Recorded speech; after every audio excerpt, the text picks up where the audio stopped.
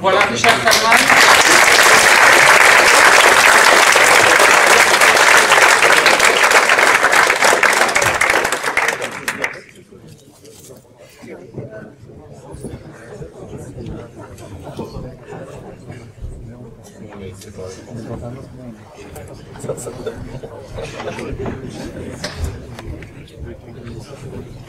Les voici.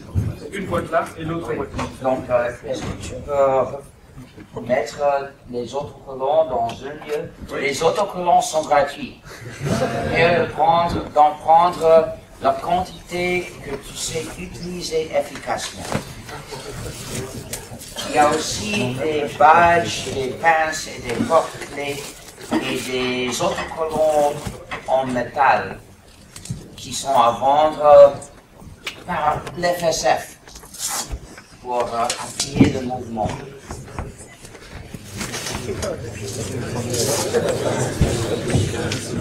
Est-ce que je dois utiliser un micro? Celui qui ne m'entend pas, levez la main.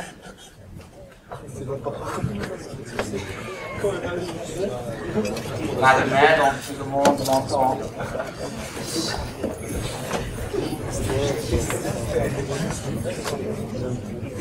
Je veux commencer avec deux conditions. D'abord, si tu fais des photos de moi, en train de ne pas les mettre dans Facebook.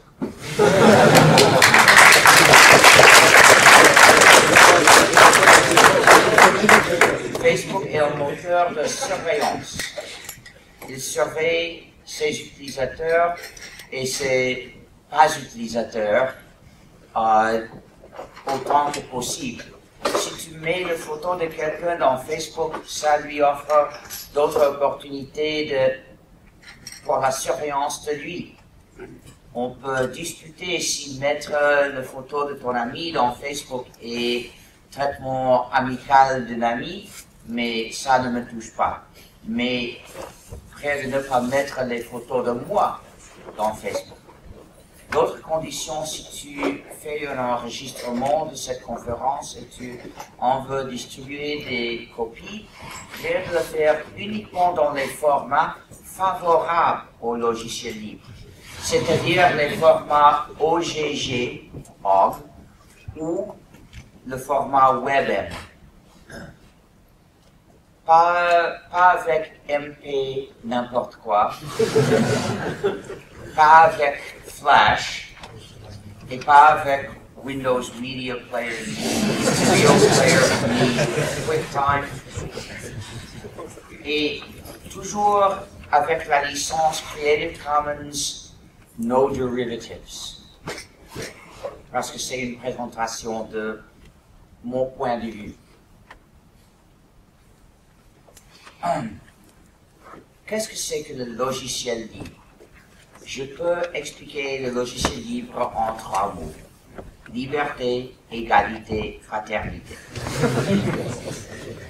Liberté parce qu'avec le logiciel libre, l'utilisateur est libre.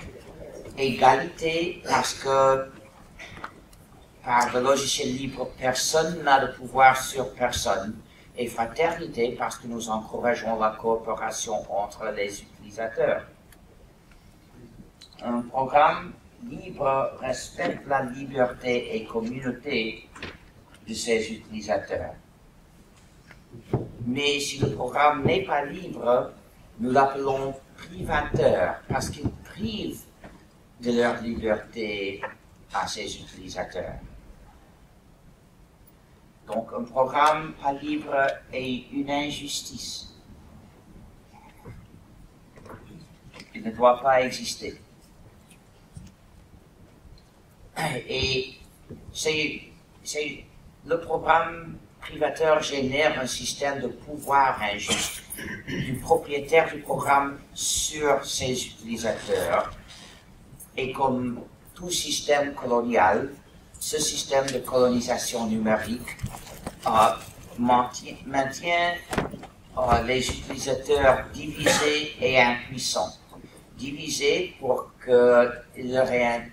parce qu'il leur est interdit de redistribuer des copies du programme et impuissants parce qu'ils ne peuvent pas changer le programme, ils ne peuvent pas même étudier le programme pour savoir ce qu'il fait vraiment. Et les programmes privateurs ont souvent des fonctionnalités malveillantes. C'est-à-dire des fonctionnalités délibérées malveillantes pour abuser leurs utilisateurs. Mais ce que j'ai dit est très général.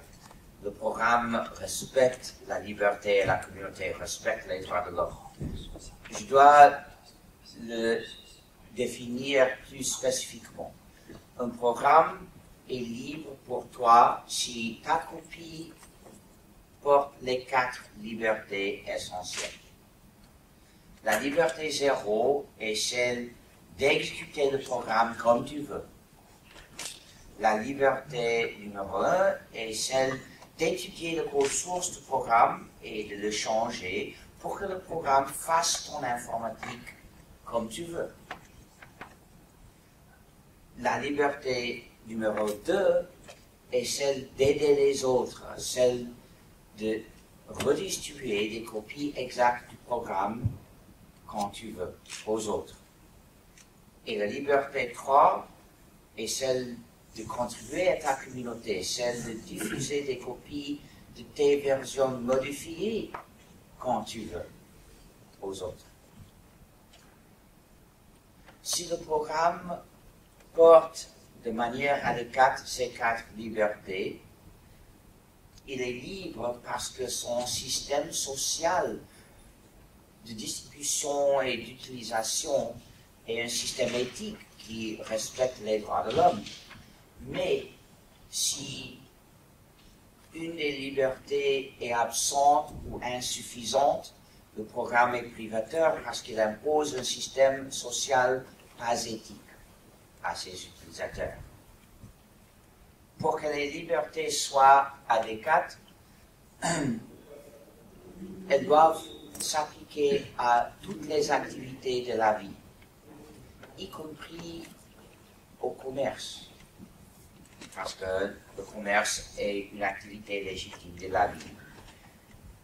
Il faut avoir des réglementations sur les entreprises pour qu'elles n'abusent pas le public, le peuple, mais ces réglementations doivent être imposées démocratiquement par l'État, pas imposées dans une licence de logiciel par autre entreprise. Donc, même les entreprises méritent ces libertés dans leur informatique.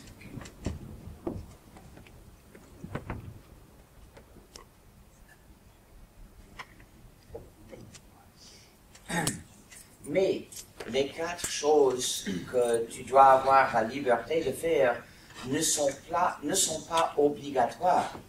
C'est à toi de décider. Avec la liberté 0, tu peux exécuter le programme comme tu veux, mais si tu es masochiste, tu peux l'exécuter comme tu ne veux pas. Tu as aussi l'option de ne pas l'exécuter.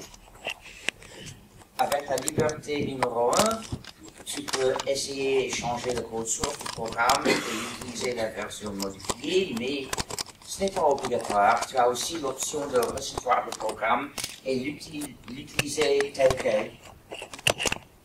Et c'est le cas usuel, car personne n'a tant de temps pour étudier tous les programmes qu'il utilise. Avec la liberté numéro 2, tu peux faire des copies et les distribuer quand tu veux, mais ce n'est obligatoire en aucun cas. Tu décides de distribuer des copies ou pas. Et avec la liberté numéro 3, si tu as fait une version modifiée, tu peux en distribuer des copies. Mais ce n'est pas obligatoire. Tu peux utiliser ta copie dans ta vie privée, sans donner de copie à personne. Et si tu l'utilises sans le distribuer, c'est un programme privé. Privé et privateur sont 2 concepts différents. Privé veut dire que tu ne donnes pas de copies aux autres. Privateur veut dire que tu donnes des copies, mais sans liberté, et ainsi impose du pouvoir sur les autres. Voici l'injustice. Le logiciel privé n'est pas injuste et peut être libre. Si tu as une copie d'un programme libre et tu le changes, c'est un programme privé, mais libre. Tu choisis de ne pas le distribuer, mais tu pourrais le distribuer.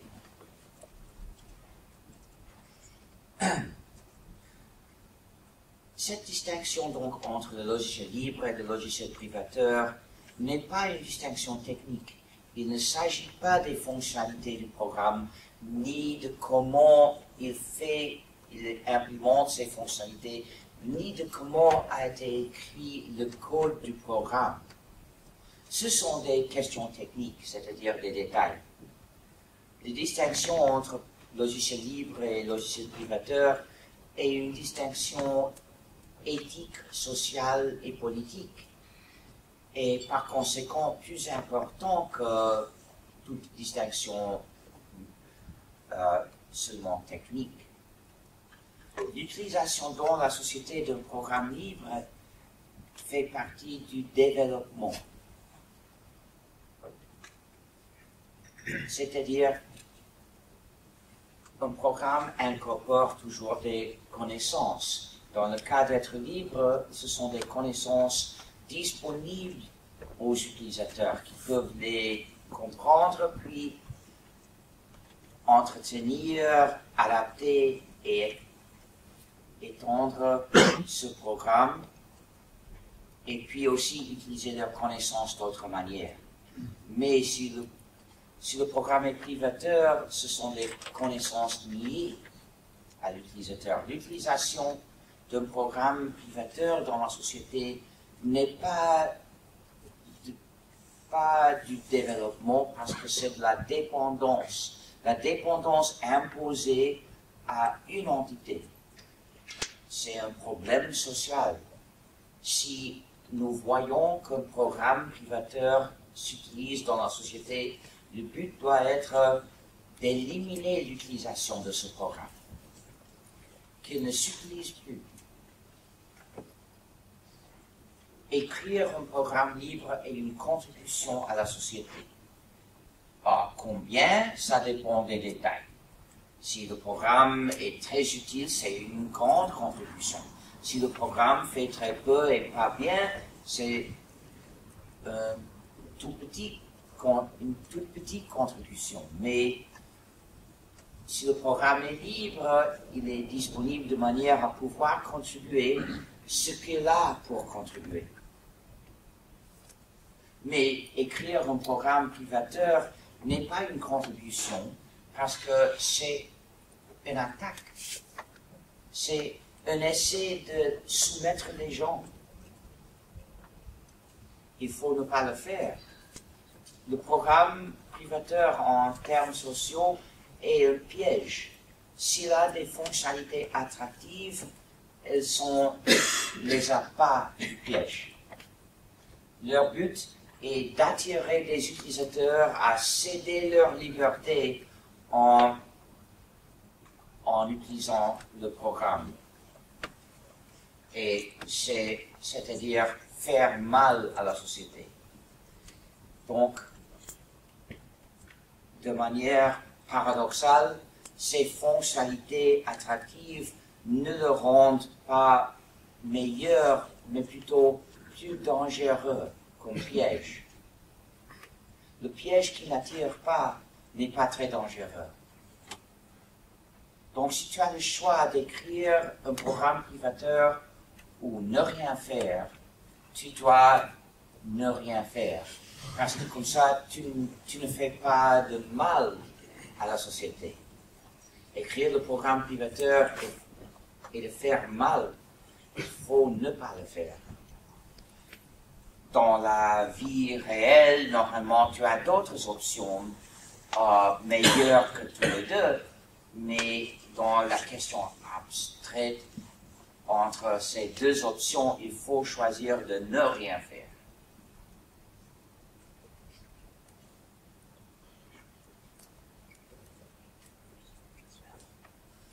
Donc, le but du mouvement logiciel libre est que tous les programmes soient libres pour que tous ces utilisateurs soient libres.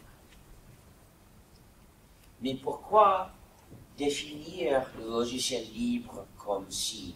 Pourquoi sont essentielles ces 4 libertés? Chaque liberté a sa raison. La liberté numéro 2 est essentielle pour des raisons fondamentales éthiques. Pour pouvoir vivre une vie de bon membre de ta communauté. Si tu utilises un programme sans liberté 2, tu es en danger de tomber à n'importe quel moment dans un dilemme moral. Quand ton bon ami te demande une copie du programme, qu'est-ce que tu lui diras? Tu devras choisir entre 2 mots. Un mal est de lui donner une copie et rompre la licence du programme. Autre mal est de lui nier une copie et suivre la licence du programme. Étant dans le dilemme, tu devrais choisir le moindre mal, ce qui est de lui donner une copie et rompre la licence du programme. Mais pourquoi est-ce que ce mal est le moindre? Si tu ne peux pas éviter de faire mal à quelqu'un, il est moins mal de faire mal à quelqu'un qui le mérite parce qu'il a agi mal. Nous pouvons supposer que ton bon ami est un bon membre de ta communauté et n'aura mérite ta coopération. C'est le cas usuel. Il y a des exceptions, mais elles sont peu. Mais le développeur du programme pivoteur aura agi de manière très mauvaise quand il a attaqué délibérément la solidarité sociale de ta communauté en t'imposant cette licence. Donc, si tu n'as pas la manière d'éviter de faire mal ou à ton bon ami ou au développeur, fais-le au développeur. Mais que ce soit le moindre mal n'implique pas qu'il soit bon. Il n'est jamais bon de faire un accord et le rompre. Même dans les cas où, comme celui-ci, où l'accord est injuste et vil en soi, et le tenir est pire que le rompre. Toujours le rompre n'est pas bon. Et si tu lui donnes une copie, qu'est-ce qu'il aura? Il aura une copie pas autorisée d'un programme privateur, c'est-à-dire quelque chose d'assez vil, presque aussi vil qu'une copie autorisée du même programme. Quand tu comprends bien cette question, qu'est-ce que tu dois vraiment faire? Enfin, tu dois éviter de tomber dans le dilemme. Je connais 2 manières. L'une est de ne pas avoir d'amis. Et c'est le futur que les développeurs du logiciel privateur désirent pour toi.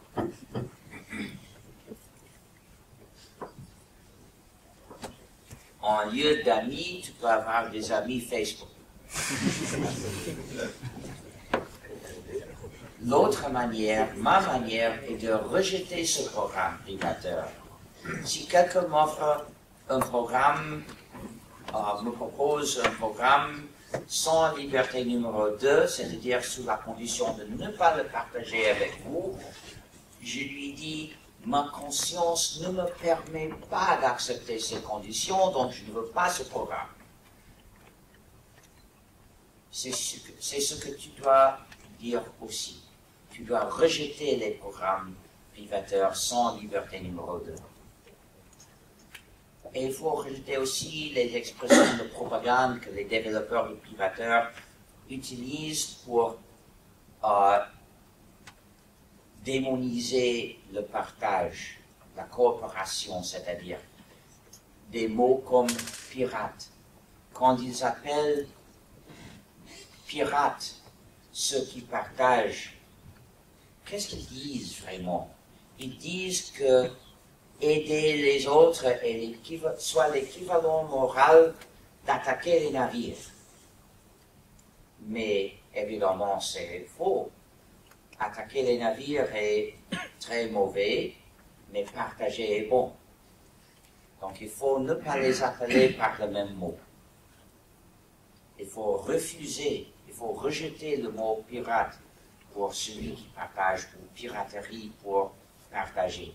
Quand quelqu'un me demande mon opinion sur la piraterie, je dis qu'attaquer les navires est très très mauvais. S'il demande mon opinion au sujet de la piraterie du ciné, je lui dis que j'aimais assez bien le premier pirate des Caraïbes. Mais pas le deuxième parce qu'il a insulté les perruches.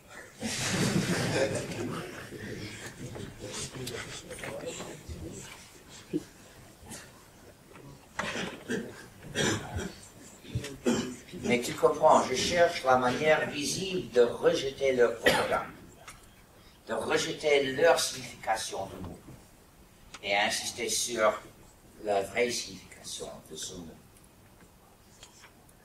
Bon, c'est la raison pour la liberté d'aider les autres, de redistribuer des copies exactes quand tu veux.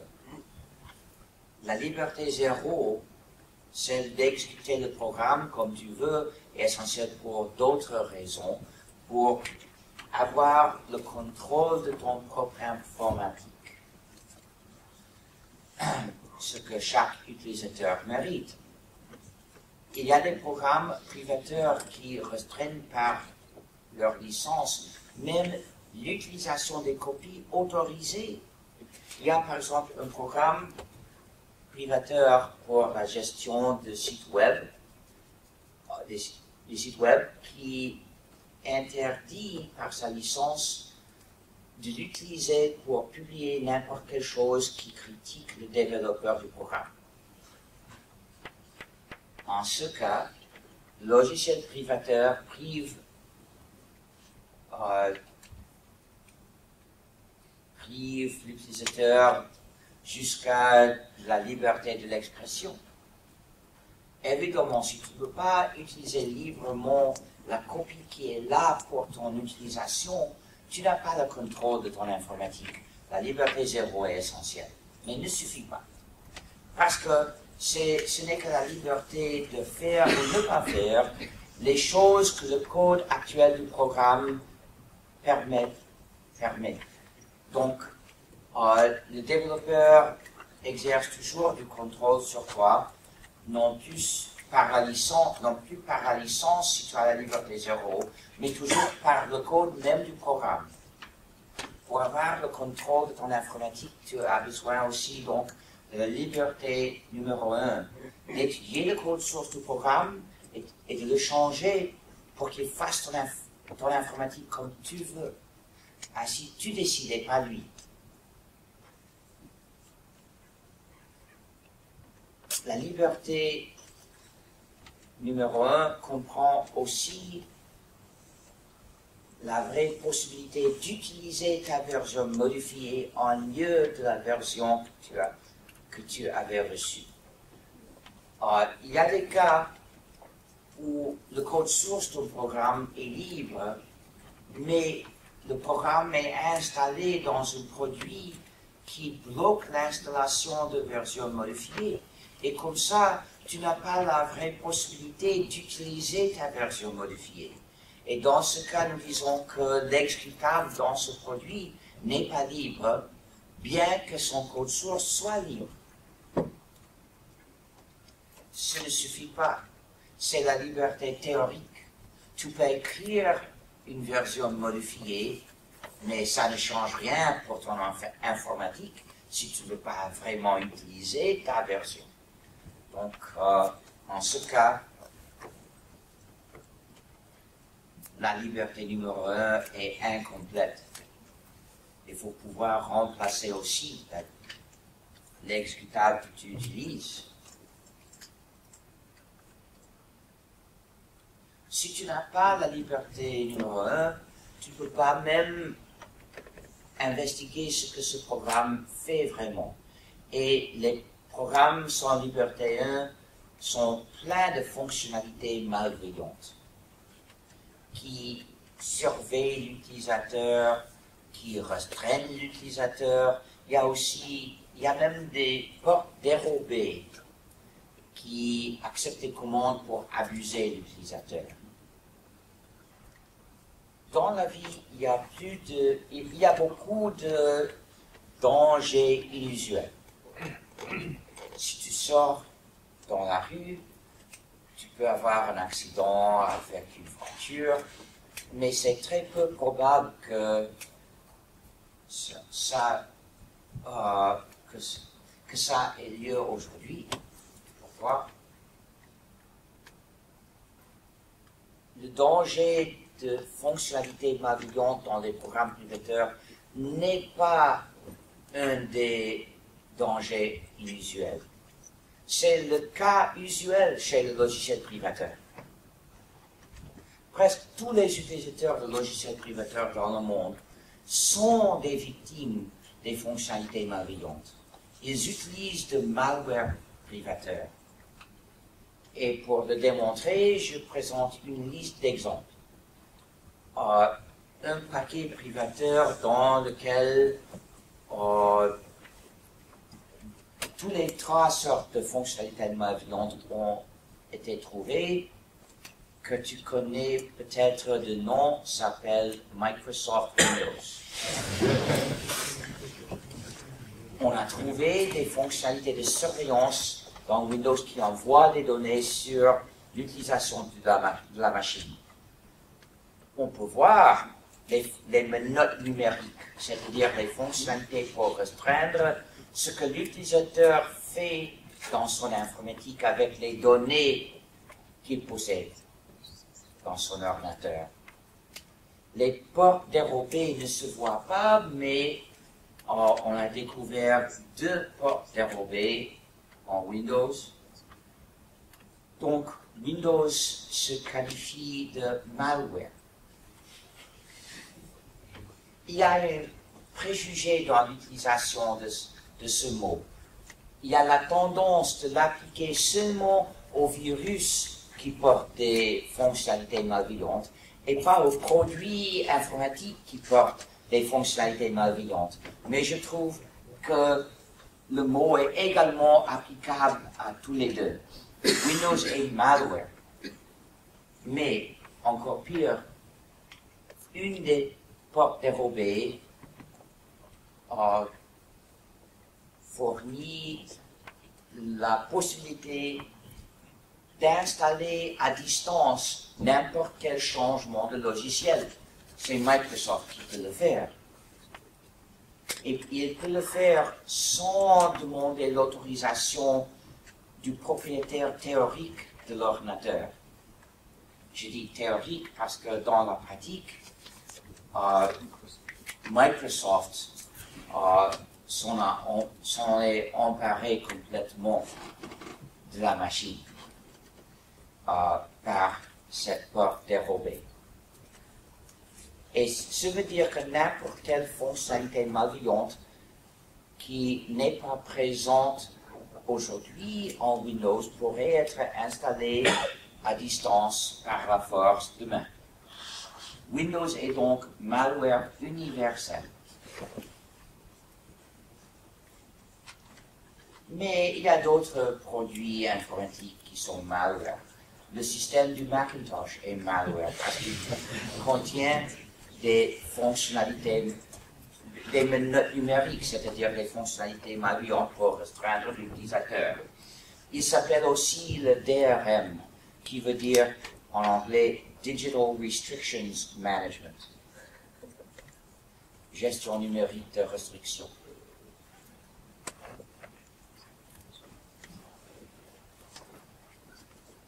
Mais les ordinateurs plus récents d'Apple sont beaucoup pires.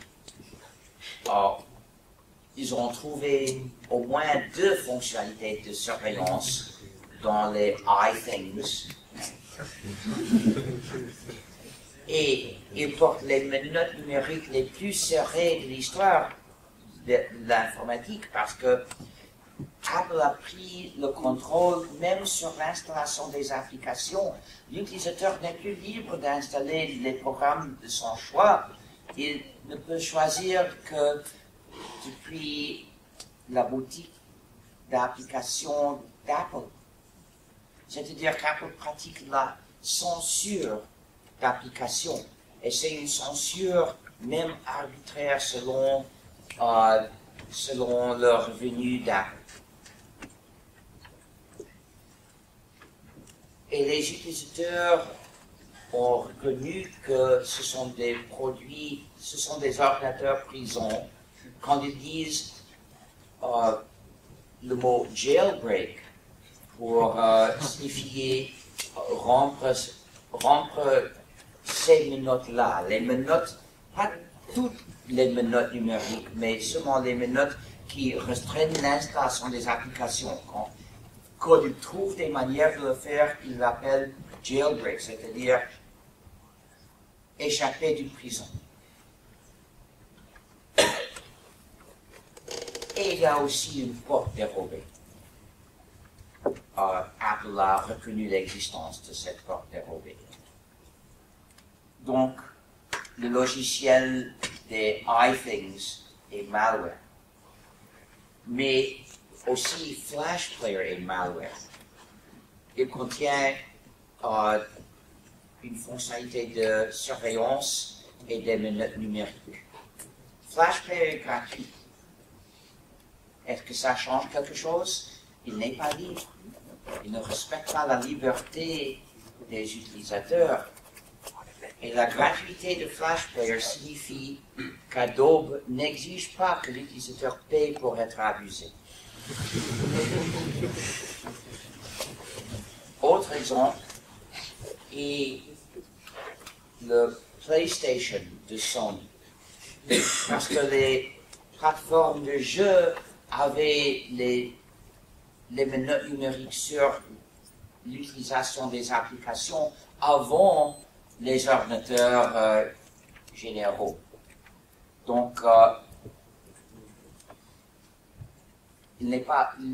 personne ne peut publier un jeu pour le PlayStation sans être autorisé par Sony. Mais quelqu'un a trouvé la manière de faire jailbreak de la PlayStation 3 et Sony a envoyé la police vers lui. C'est pour ça que nous avons lancé un boycott général de Sony. Donc le logiciel dans le PlayStation est malware. Mais aussi le Kindle d'Amazon, que j'appelle swindle, c'est-à-dire escroquerie. Le swindle d'Amazon contient des logiciels privateurs avec des fonctionnalités malveillantes pour escroquer les libertés traditionnelles des lecteurs aux utilisateurs du produit. Par exemple, il a la liberté d'acheter ou d'acquérir un livre à l'anonymat, payant peut-être en liquide. Impossible avec le swindle. Parce qu'Amazon exige que l'utilisateur s'identifie.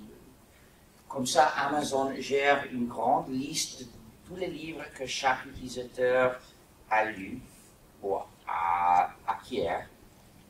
Et cette liste met en danger les droits humains. Cette liste ne doit pas être tolérée nulle part. Mais il y a aussi la liberté donner le livre à quelqu'un après de le lire, de le prêter aux amis de temps en temps, ou de le vendre à une librairie de livres d'occasion.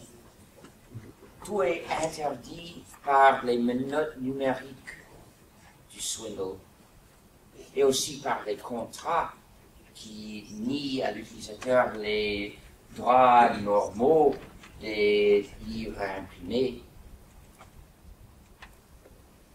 Et il y a aussi le droit de garder le livre tant que tu veux, et enfin le laisser aux héritiers, qu'Amazon élimine par une porte dérobée, capable de supprimer à distance les livres.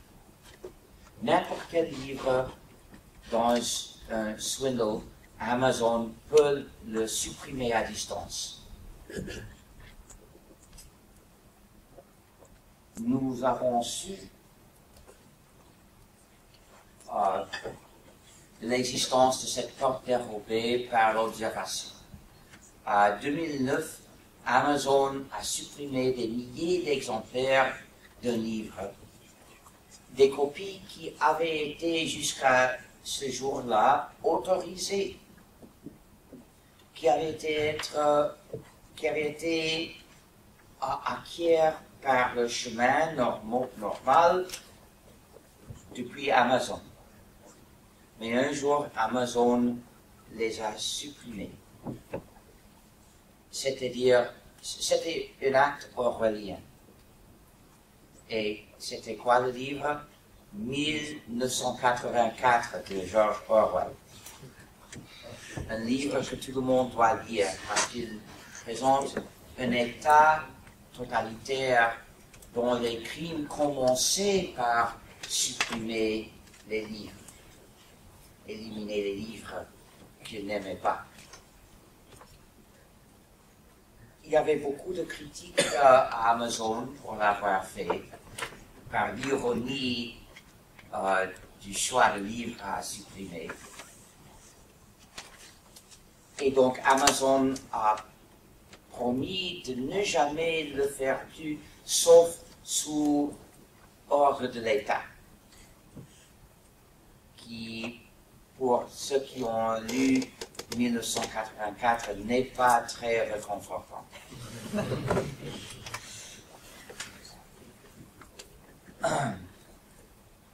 Je n'utiliserai jamais un produit avec même un de ces injustices.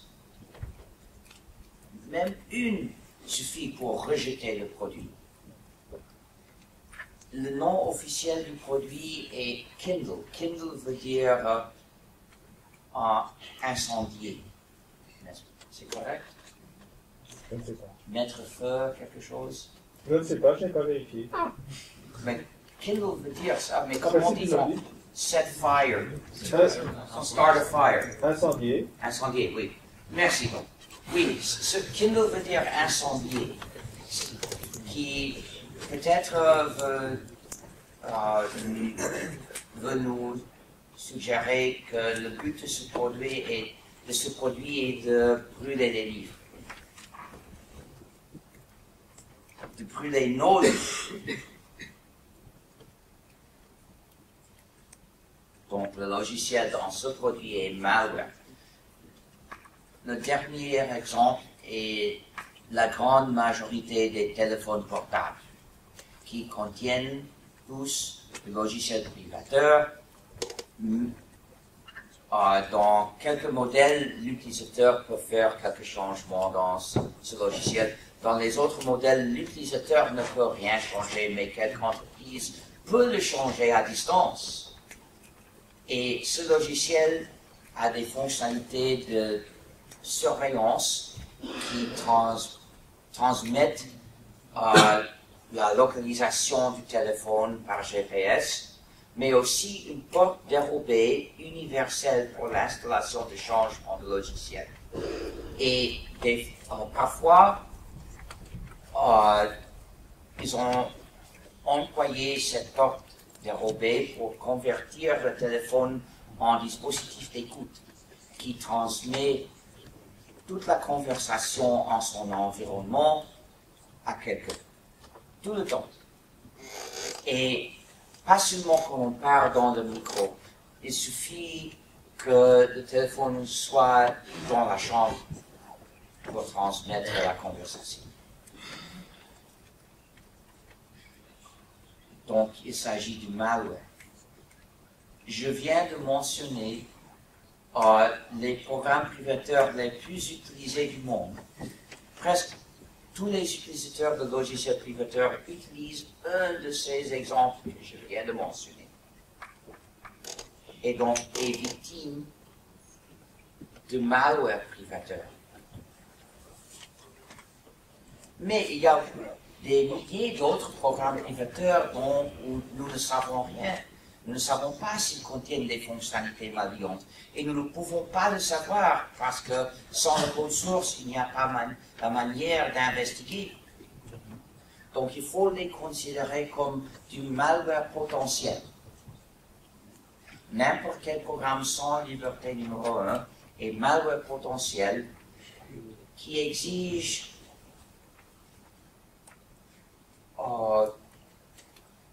la foi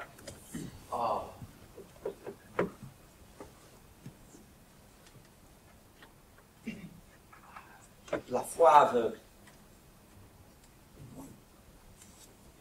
Confiez en moi.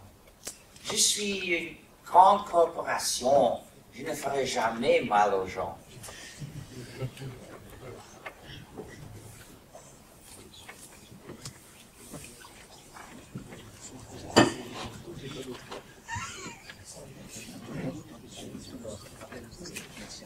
Mais même dans les cas où les développeurs n'ont pas fait délibérément des fonctionnalités malveillantes, ils ont fait des erreurs parce qu'ils sont humains. Le code de tous les produits privateurs contient des erreurs et l'utilisateur d'un programme sans liberté 1 est également impuissant face à une erreur accidentelle que face à une fonctionnalité malveillante délibérée. Si tu utilises un programme sans liberté 1, tu es prisonnier de ce programme. Nous, les développeurs de logiciels libres, sont aussi humains. Nous faisons aussi des erreurs. Le code de nos programmes libres contient aussi des erreurs, parce que n'importe quel programme, pas trivial, contient des erreurs. Mais si tu trouves une erreur dans notre code libre, ou n'importe quelle chose que tu n'aimes pas, tu es libre de le changer parce que nous ne t'avons pas fait prisonnier. Nous ne pouvons pas être parfaits, nous pouvons respecter ta liberté. La liberté 1 est donc essentielle, mais il ne suffit pas, parce que c'est la liberté d'étudier et changer personnellement le code de ce programme, ou de le faire dans une seule organisation. Et ça ne suffit pas parce que la grande majorité des utilisateurs ne savent pas programmer. Ils ne savent pas exercer la liberté numéro 1.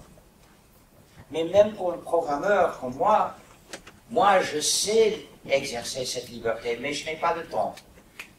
Et tout programmeur est occupé d'en faire quelques travaux.